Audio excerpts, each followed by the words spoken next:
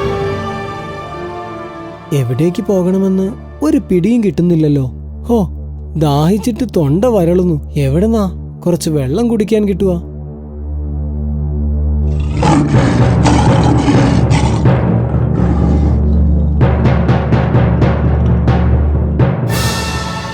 അപ്പോ നീ ചത്തിട്ടില്ല അല്ലേ? ഞാൻ കരുതി നീ ചത്ത് കിടക്കുകയാണെന്ന്. അതാ നിന്നെ ഞാൻ തിന്നാതെ വിട്ടത്.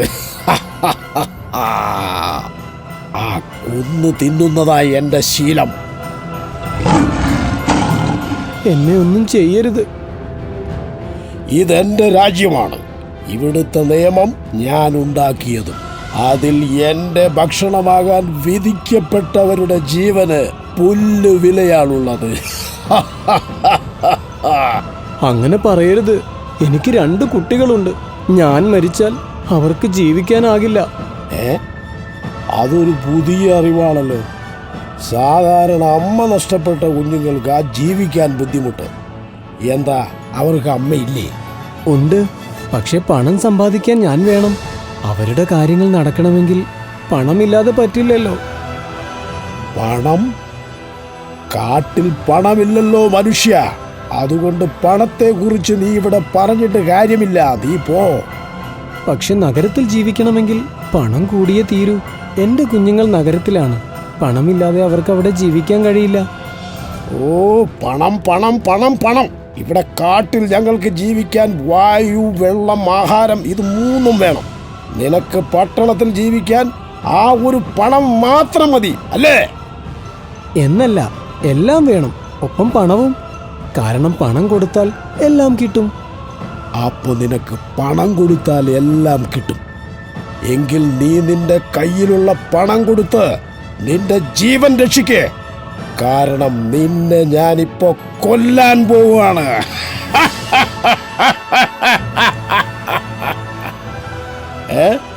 എന്തു പറ്റി? എന്താ, നിന്റെ പണം നൽകി നീ നിന്റെ ജീവൻ രക്ഷിക്കുന്നില്ലേ?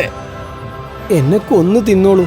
അത്രയ്ക്ക് പാപിയാണ് ഞാൻ. പണത്തിന്റെ പുറകെ പോയി ഞാൻ എന്റെ സ്വന്തം അമ്മച്ചിയെ പോലും ഉപേക്ഷിച്ചു. എനിക്ക് ജീവിക്കാൻ യോഗ്യതയില്ല. എന്റെ അമ്മച്ചി എനിക്ക് അവസാനമായി നൽകിയ ഉപദേശം അത് സത്യമായിരുന്നുവെന്ന് എനിക്ക് ബോധ്യമായി. എനിക്ക് നന്മകൾ ഉണ്ടാവാൻ വേണ്ടി പ്രാർത്ഥിച്ചുകൊണ്ടിരുന്ന എന്റെ സ്വന്തം അമ്മച്ചിയെ ഞാൻ ഈ കാട്ടിൽ ഉപേക്ഷിച്ചു. എനിക്ക് ഈ ശിക്ഷ കിട്ടിയാൽ പോരാ. എനിക്കറിയാം, എനിക്ക് ഈ ശിക്ഷ കിട്ടിയാൽ പോരാ. എനിക്ക് ഈ ശിക്ഷ കിട്ടിയാൽ പോരാ. മാത്യൂസേ, ശത്രുവിന് പോലും വിശക്കുമ്പോൾ ആഹാരവും ദാഹത്തിന് ജലവും നൽകാൻ അരുൾ ചെയ്ത ഒരു ദൈവത്തിന്റെ കുടുംബത്തിൽ പിറന്ന നിനക്കിതെന്തു പറ്റി?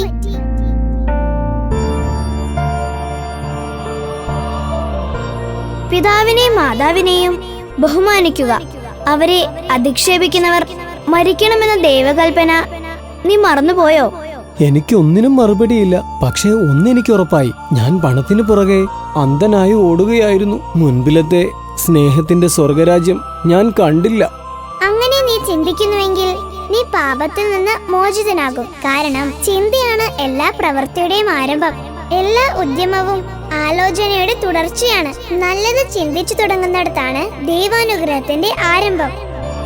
എന്റെ തെറ്റുകൾ ഞാൻ പൂർണ്ണമായും മനസ്സിലാക്കുന്നു. പക്ഷെ എന്റെ അമ്മച്ചിയില്ലാതെ എനിക്കിനി ജീവിക്കാനാകില്ല. ആ കാൽക്കൽ വീണ് ക്ഷമയാചിക്കാതെ എനിക്കിനി സമാധാനം കിട്ടില്ല. ഈ കൊടും കാട്ടിലേക്കാണ് ഞാൻ എന്റെ അമ്മച്ചിയെ ഇറക്കി വിട്ടത്. ആപത്തെന്തെങ്കിലും പറ്റിയൊന്നു പോലും എനിക്കറിയില്ല. പേടിക്കേണ്ട, മാത്യൂസിന്റെ അമ്മച്ചി സുരക്ഷിതയാണ്. പണം എന്താണെന്ന് പോലും അറിയാത്ത കുറച്ച് നല്ല മനസ്സുകളുടെ ഇടയിലാണ് അമ്മച്ചിയുള്ളത്. ആ പാവങ്ങൾ അമ്മച്ചിയെ പൊന്നുപോലെ സംരക്ഷിക്കുന്നു. എനിക്ക് എന്റെ അമ്മച്ചിയെ എത്രയും പെട്ടെന്ന് കാണണം. വീട്ടിലേക്ക് കൂട്ടിക്കൊണ്ടുപോകണം. എന്നെ സഹായിക്കണം. എനിക്ക് വഴി കാട്ടണം.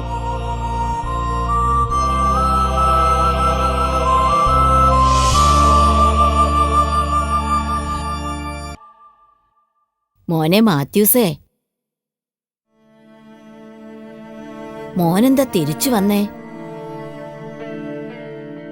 എന്തിനാ നീ കരയുന്നേ? ഒന്നും സാരമില്ലടാ മോനെ. അമ്മച്ചി അന്വേഷിച്ച് എന്റെ മോൻ ഇവിടെ തിരിച്ചെത്തുമെന്ന് അമ്മച്ചിക്ക് അറിയാമായിരുന്നടാ. അമ്മച്ചി, എന്നോട് പൊറുക്കമ്മച്ചി. മക്കളോട് അമ്മയ്ക്കല്ലാതെ വേറെ ആർക്കാടാ പൊറുക്കാനാവുന്നത്? ദേ, നീ ഇങ്ങനെ വലിയ ആണായിട്ടും കരയുന്നത് മോശാട്ടോ. ഇവരൊക്കെ എന്താ വിചാരിക്കുക?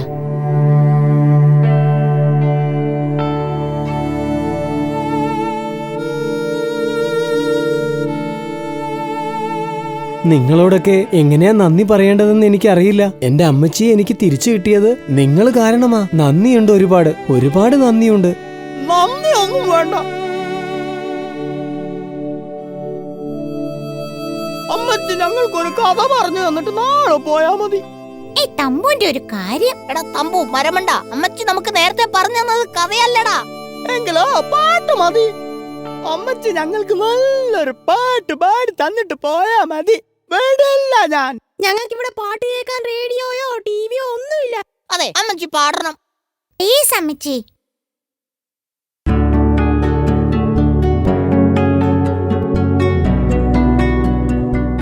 കർത്താവിനെ ഭയപ്പെടുന്നവനാരോ അവൻ തിരഞ്ഞെടുക്കേണ്ട വഴി അവിടുന്ന് കാണിച്ചു കൊടുക്കും. അല്ലേ മിഖായേൽ? പശ്ചാത്തപിക്കുന്നവർക്ക് തിരിച്ചു വരാൻ അവിടുന്ന് അവസരം നൽകും. അല്ലേ മിഖായേൽ? അതെ, പണമാണ് സർവ്വതുമെന്ന് തെറ്റിദ്ധരിച്ച് മാത്യൂസ് സ്വന്തം അമ്മച്ചിയെ പോലും ഉപേക്ഷിച്ചു. ഒടുവിൽ തന്നെ രക്ഷിക്കാൻ പണത്തിന് കഴിയില്ല എന്ന തിരിച്ചറിവ് അയാൾക്കുണ്ടായി. ഒരു മനുഷ്യൻ സർവ്വതും നേടിയിട്ടും തന്റെ ജീവനെ നഷ്ടപ്പെടുത്തിയാൽ അവന് എന്ത് പ്രയോജനമെന്ന് ചോദിച്ചത് വെറുതെയല്ല. ഈ ലോകം ദൈവത്തിന്റെ സൃഷ്ടിയാണ്. ഭൂമിയെ സൃഷ്ടിച്ച കർത്താവിന്റെ വിയർപ്പ് തുള്ളികൾ സുഗന്ധമുള്ള പുഷ്പങ്ങളായി മാറും. മാറാതെ തരമില്ല. തീർച്ചയായും മിഖായേൽ.